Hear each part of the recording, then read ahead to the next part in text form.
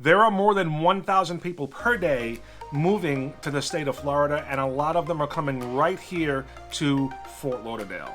So without further ado, today we're going to be talking about 5 reasons you should not move to Fort Lauderdale. Hey everybody, and welcome back to my channel, Living in Fort Lauderdale. My name is Rob Zeoli, and I'm a real estate agent right here in Fort Lauderdale and South Florida. If you're new to the channel, welcome. If you've been here before, welcome back. We love having you here. Please don't forget to subscribe to the channel down below and ring the bell to be notified anytime I go ahead and making a new video.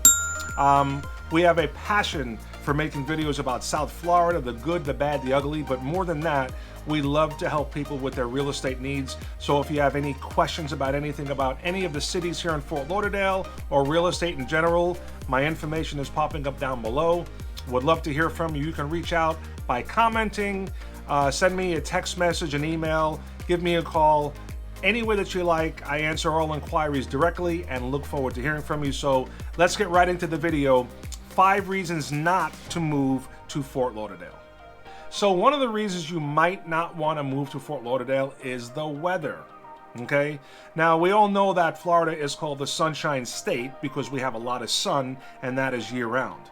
So if you're moving here from, say, the Northeast, like New York, New Jersey, Pennsylvania, Boston, any place with a harsh winter, or even the upper Northwest with, where they have a lot of rain, moving to Fort Lauderdale will instantly add another dimension to your life that you cannot get in those places. Most people that move here tend to live a much more active lifestyle. Whether it's going to the beach, which is year-round, fishing, boating, golfing, all the activities that you could do here in Fort Lauderdale is pretty much year-round. And this could even just be cycling or walking, around your neighborhood after work. Now, the flip side to that is the summertime, it gets extremely hot here in Fort Lauderdale. And I'm talking real hot. We're talking hot enough that you cannot walk on the beach, on the sand, without flip-flops or sandals or you'll burn your feet. Or if you decide to take the sun in your patio, make sure that you remember to put your flip-flops on when you're going to walk back to the house because you will burn your feet. Also, you got to be careful when you're touching a metal handle of, say, your barbecue or lawn furniture. It's extremely hot and also brutally humid here in Fort Lauderdale. Now, some people say that you get acclimated or used to the weather, and as far as I'm concerned, I think the jury is still out on that. I learned my lesson. In real estate, one of the functions of our job is that we get a call from, say, a potential seller, and we go meet at their home, look at the house, establish a relationship. If we want to work together, we put the house on the market. A lot of times you want to go there and look professional, so you want to dress nicely and you might want to wear a suit, a tie. So in your house, the air conditioning in the summertime is running 24/7. So you're in your nice cool bubble. So you get yourself ready and you're okay. By the time you get out of your house and go to your car and open the door and let all that heat out and turn on your AC, you might start getting a little trickle of sweat around the hairline, but by the time you get in the car and you get the air going, you're okay again. So I'll tell you a true story. I did exactly that, went on an appointment, went to this person's house, got out of the car, walked up to the door, introduced myself. Hi, nice to meet you. I appreciate the opportunity. Was expecting to go in, and I'm in a suit and tie in the middle of the summertime. And the lady's like, "Oh, Robert, we've been watching HGTV for the last month, and we heard that landscaping and curb appeal is so important. So we just redid all our landscaping, and we want to show you what we did." So at that point, I got a lump in my throat because I knew this would not turn out well. They take me around the house to start looking at the landscaping. It's 95 degrees out, and I'm wearing a suit and tie. And if I tell you, I had the sweat dripping down my face. I could feel the sweat dripping down my back. So by the time I got in the house, took my jacket off, all they were doing the whole time was offering me ice water and paper towels to wipe the sweat. Plus I had big sweat marks under my arms. I even went one step further and bought this beautiful undershirt here. It's designed to keep you from sweating, and basically what it is it's an undershirt that has I guess very puffy and padded underarms, so you could wear it under your suit, your dress shirt and your suit, and it'll stop you from sweating. And honestly, it actually works pretty good. But For me, in the summertime, I'm wearing a polo or maybe a blazer with a shirt underneath and it's coming right off. So I don't know if I've acclimated to the weather or my brain acclimated to where I live, but you will learn your lesson soon. Summertime is extremely hot and humid, so if you don't like heat, Fort Lauderdale might not be the best place for you to move to. Another thing you need to know about Fort Lauderdale and the weather is we have hurricane season. So between June and November of every year, we go through our hurricane season. It's just the way of life down here. You have to be prepared. There's nothing you can do about it. We also get a lot of rain during that time. So one thing I can tell you is that you'll get ample notice of when a hurricane is coming. It's something that, maybe 4 or 5 days before they're tracking the storm. So if there is a chance of it coming right to you and getting a direct hit, you definitely want to go to the store, stock up on water, canned foods, whatever you need to get, because if it does come to your area and you don't do it beforehand, you're going to be out of luck. Another thing is you might want to invest in a generator, because we do have a lot of power outages here, even when there's not hurricane season. But even without a direct hit from a hurricane, it's not uncommon for the winds to knock down some power lines, so you might be without power for a couple of days. And anybody that's been without power for a couple of days when it's 95 degrees out will know, get the generator.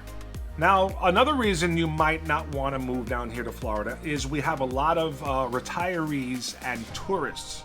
Now, obviously, when people retire, they're looking for a slower lifestyle. They're looking for a warm climate with a lot of activities, so they all flock down here to Fort Lauderdale and South Florida. A lot of senior communities, a lot of activities for seniors, so it's just part of life. And also the tourists. So with beautiful weather during the winter months, we have around 41 beaches, spring break, and unlimited activities. The tourists flock to Fort Lauderdale. Now, tourist season is usually between October and May. And this brings me to number 3, which is the traffic and, how do I say this in a nice way, the bad drivers down here in Fort Lauderdale. Now, I'm not sure if this is a perfect storm or a combination of having all the seniors and tourists in one place at one time. The tourists are just floating around without any real urgency to go anywhere. They're on vacation, but for some reason, or maybe it's in the water, for some reason, the drivers down in South Florida here they're just bad. I think Florida has been voted the worst state or the state for the worst drivers. Now, you'll notice this immediately once you drive on the highway. So down here, for some reason in the Fort Lauderdale area, they do not use the left lane as a passing lane.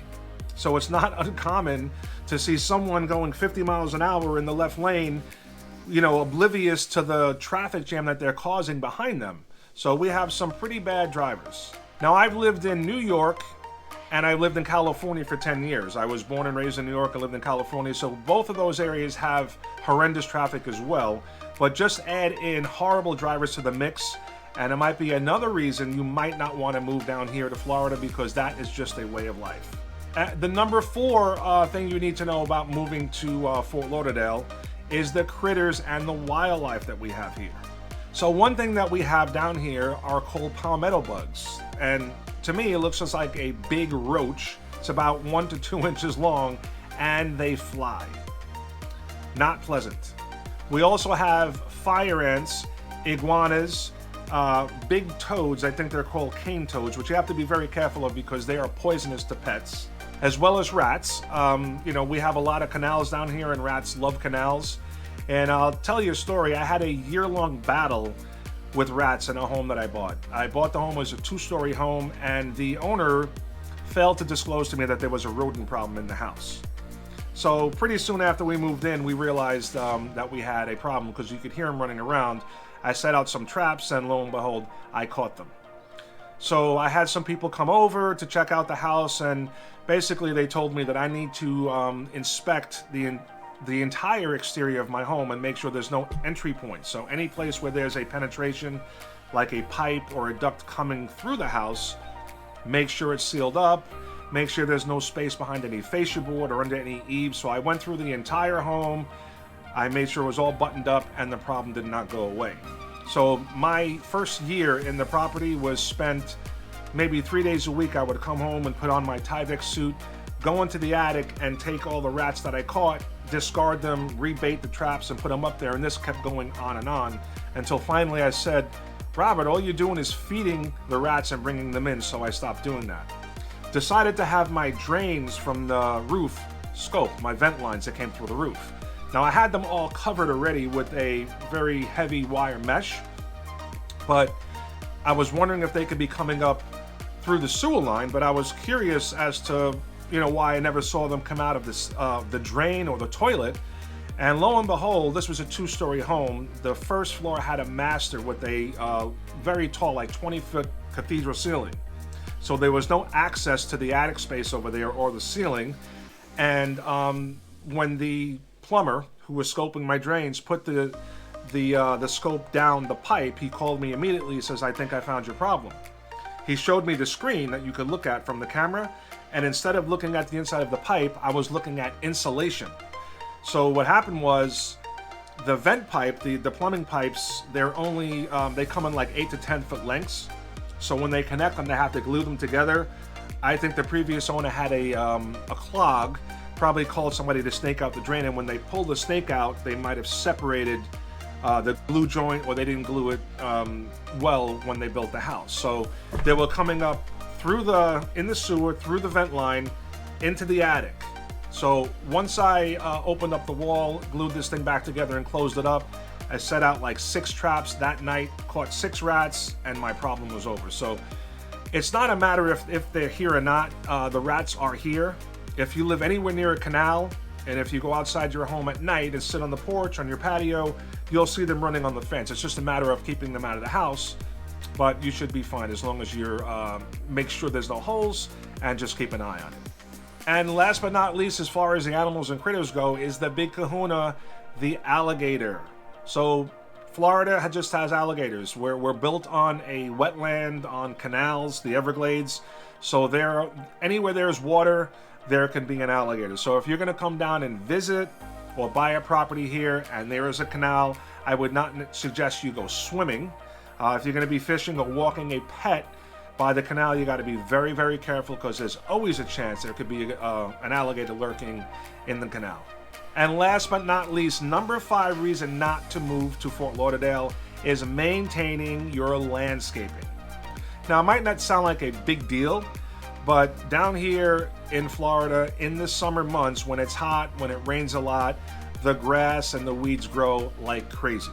So when I first came down here, I bought myself a lawnmower, a weed whacker, a trimmer, a blower. Everything was going to take care of my grass, and it's just brutal. It is hot. It is brutal. So pretty soon you might get with the program and hire a landscaper, because this has to be done twice a week, especially in the summer. If you wait a full month to cut your grass, you're in trouble. You're not getting the lawnmower through the grass. So most people here that are sane, they hire a landscaper. I know it's an added expense, but if you want your grass to be cut, if you want to, have it look nice and clean landscaping and have your palm trees trimmed and look tidy, you're definitely going to want to hire a landscaper. It's another thing. It's a part of life down here, and you'll have to get used to it. If not, you might not want to move to Fort Lauderdale. So thanks for watching the video, guys, and now you know 5 reasons you might not want to move to Fort Lauderdale. Now, considering all the pros and all the great things about the area, it's no wonder why 1,000 people per day are moving here, so I think you can deal with all the things that we talked about in the video. I sure can. If you would like any more information about Fort Lauderdale or any specific neighborhoods near Fort Lauderdale or anywhere here in South Florida, we would love to hear from you. But in order to do that, you got to reach out to us. So again, my information is popping up down below. Again, you can reach out to me by commenting, give me a phone call, send me a text or an email. I answer all inquiries directly, and I look forward to hearing you, and I'll see you guys on the next video.